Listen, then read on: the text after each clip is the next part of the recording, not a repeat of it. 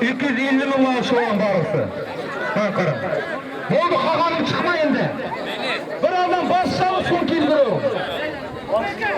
4 adamdan başka bir çıkmalık daha. Palonlar, kervan çıkmamızda şu caycayına var otur, var.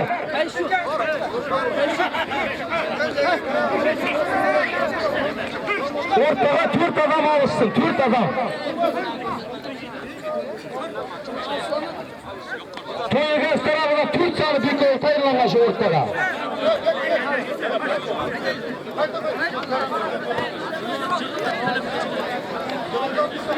Haddi Brasıl'dan 500 bin.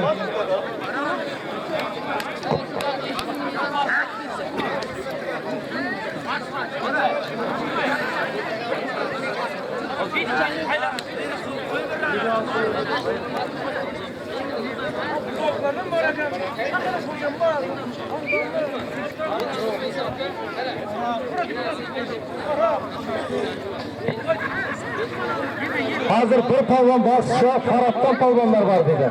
Taraftan bir palvan ortağa geledi hazır. Barı koyalım şu an.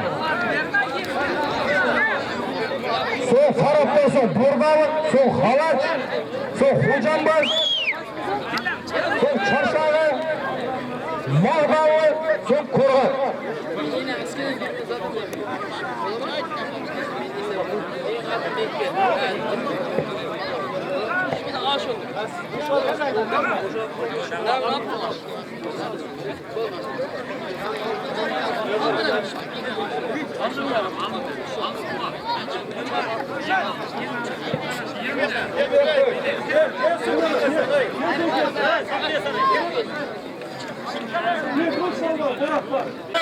Yanına yanımızdan Ruslan Torban barısı